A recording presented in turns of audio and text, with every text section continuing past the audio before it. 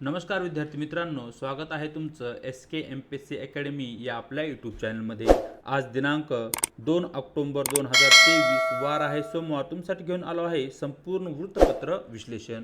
तर आजच्या या अंकामध्ये आपण स्वच्छंजली जी मोहीम आहे त्या मोहिमेविषयी चर्चा करणार आहोत। त्याचबरोबर या ठिकाणी एक पॉझिटिव्ह न्यूज आहे ती म्हणजे लाचखोरीत गट याही न्यूजला या ठिकाणी आपण डिस्कस करणार आहोत। आणि त्यानंतर नकारात्मक न्यूज ही आपण लगेच पाहू शकतो ती म्हणजे बेरोजगारीत वाढ हे जे प्रकरण आहे तेही या ठिकाणी आपण समजून घेणार आहोत। वाघ नखे नेमकं प्रकरण काय आहे त्यालाही समजून घेणार आहोत। आणि अविनाश साबळे सुवर्ण म्हणजे अविनाश साबळेची जी काही सुवर्ण कामगिरी आहे ती नेमकी काय आणि कोठे आहे तेही या व्हिडिओमधून आपण स्पर्धा परीक्षेच्या दृष्टिकोनातून समजून घेणार आहोत।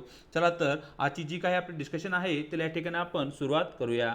या ठिकाणी जी पहिली न्यूज आहे ती अशी आहे, पंतप्रधानासह लाखो नागरिकांचे स्वच्छतेसाठी श्रमदान।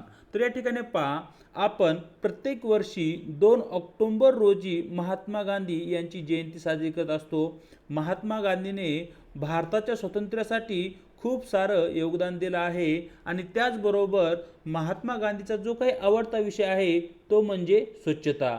मग या ठिकाणी महात्मा गांधी जयंतीच्या पूर्वसंध्येला महात्मा गांधींना एक आदरांजली म्हणून पंतप्रधानांनी स्वच्छंजली मोहिमेचं आवाहन केलं होतं। या मोहिमेअंतर्गत देशातील जे काही नागरिक आहेत त्यांना अशा प्रकारे आवाहन करण्यात आलं की दिनांक 1 ऑक्टोबर रोजी देशातील प्रत्येक नागरिकांनी त्यांच्या 1 तास श्रमदान करावे आणि त्यामध्ये त्यांनी देशामधील जी काही स्वच्छता आहे ती स्वच्छता करावी किंवा ज्या ठिकाणी घाण झाली आहे अशा प्रकारची घाण त्या ठिकाणी काढण्यासाठी त्यांच्या दिवसाचा 1 तास द्यावा, अशा प्रकारची ही स्वच्छंजली मोहीम आहे। या ठिकाणी आपला महत्त्वाचा पॉईंट आहे तो म्हणजे स्वच्छंजली मोहीम केव्हा राबवण्यात आली आणि या ठिकाणी स्वच्छंजली मोहिमेसाठी कोणी आवाहन केले, तर स्वच्छंजली मोहीम 1 ऑक्टोबर म्हणजे गांधी जयंतीच्या पूर्वसंध्येला आणि या ठिकाणी आवाहन केले होते पंतप्रधान नरेंद्र मोदी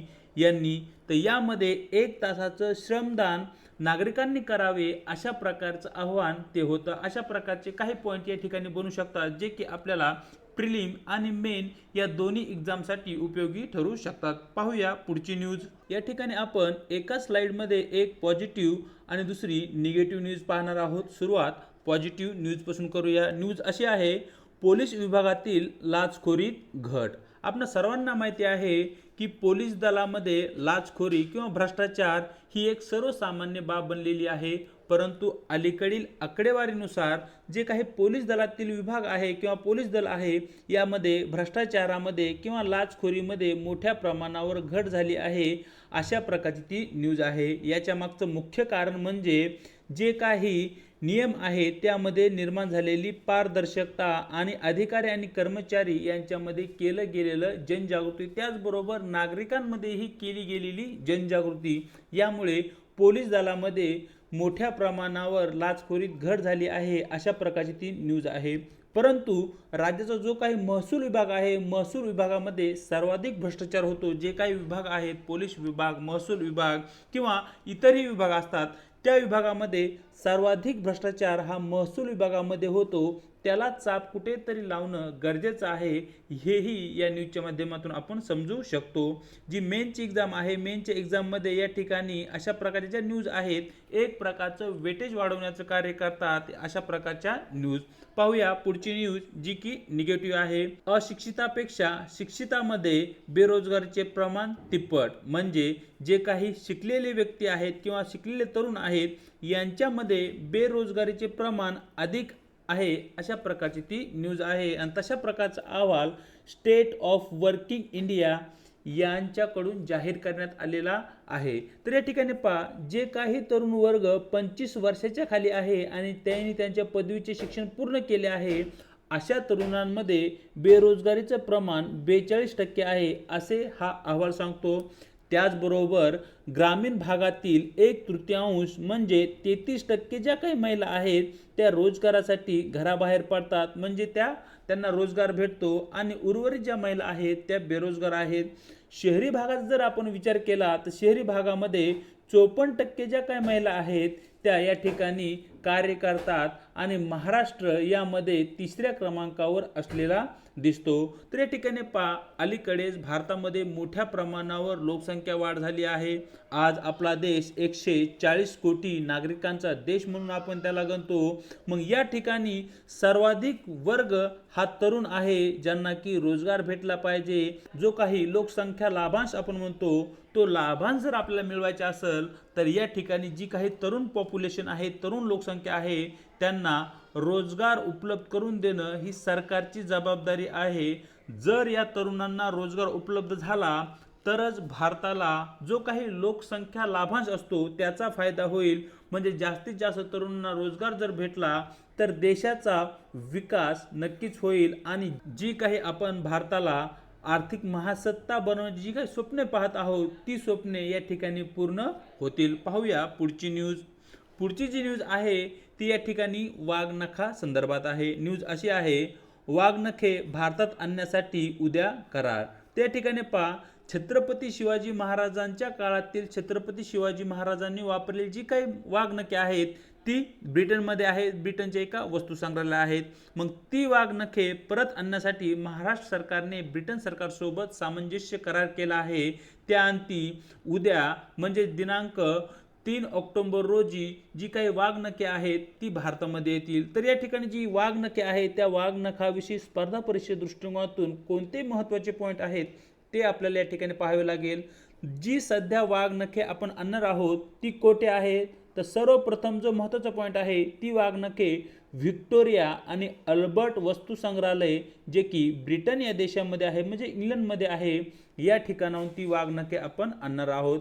प्रकरण काय आहे, तर महाराष्ट्र सरकार आणि जे काही ब्रिटन आहे, इंग्लंड आहे, यांच्यात वाघनखे परतीचा एक सामंजस्य करार झाला आहे। म्हणजे जी वाघनखे ब्रिटिशांनी भारतातून ते घेऊन गेले होते ती वाघनखे आता ते परत करणार आहेत, अशा प्रकारचा तो सामंजस्य करार आहे। जे काही वाघनखे आहेत त्याचा जर आपण इतिहास पाहितला तर इतिहासामध्ये छत्रपती शिवाजी महाराजांनी विजापूरच्या आदिलशहाचा सरदार, ज्याला की आपण अफजल खान असे म्हणतो, या अफजल खानाचा वध 1659 मध्ये केला होता। या ठिकाणी याच त्या वाघनखाच्या साहाय्याने हा अफजल खानाचा कोथळा बाहेर काढण्याचं कार्य छत्रपती शिवाजी महाराजांनी केलं होतं। त्यामुळे महाराष्ट्रातील जनतेसाठी आणि एकूण देशातील जनतेसाठी ही वाघनखे महत्त्वाची आहेत। 1818 मध्ये जेम्स ग्रँड डफ याने ही वाघनखे स्वतःच्या ताब्यात घेतली होती आणि नंतर ती ब्रिटनला गेली होती। तर अशा प्रकारे जेम्स ग्रँड डफ हा या ठिकाणी आपल्यासाठी महत्त्वाचा पॉईंट आहे।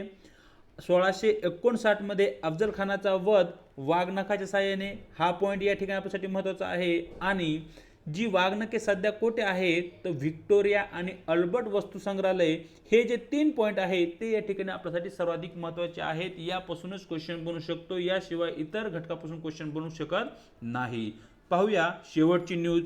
शेवटची न्यूज जी की क्रीडा क्षेत्रामधून आहे। न्यूज अशी आहे, महाराष्ट्राच्या अविनाश साबळेची ऐतिहासिक सुवर्ण झळाळी। तर या ठिकाणी पहा, ॲथलेटिक्समध्ये भारतीय खेळाडूंची सध्या चमक चालू आहे, ज्यामध्ये रनिंगमध्ये महाराष्ट्राच्या अविनाश साबळेने सुवर्ण पदकाची कमाई केली आहे। सध्या आशियाई क्रीडा स्पर्धा या चीन या देशामधील हांगझो या शहरामध्ये चालू आहेत आणि या स्पर्धामध्ये अविनाश साबळेने सुवर्ण पदकाची कमाई केलेली आहे। तर यामध्ये 3000 मीटर स्लीपर चेस या प्रकारामध्ये त्यांनी हे जे पदक आहे ते मिळवले आहे। यामुळे अविनाश साबळे हा जो पॉईंट आहे स्पर्धा परीक्षे दृष्टिकोनातून आपल्यासाठी महत्त्वाचा आहे। येणाऱ्या काळामध्ये अविनाश साबळेवरती क्वेश्चन येऊ शकतो। मग या ठिकाणी अविनाश साबळे हा महत्त्वाचा पॉईंट आपल्याला व्यवस्थित प्रकारे करून घ्यावा लागेल। तर अशा प्रकारे मित्रांनो, दिनांक 2 ऑक्टोबरचे जे काही महत्त्वपूर्ण वृत्तपत्र डिस्कशन आहे ते या ठिकाणी आपण केलं आहे। व्हिडिओ जर तुम्हाला आवडला असेल तर व्हिडिओला लाईक करायचे।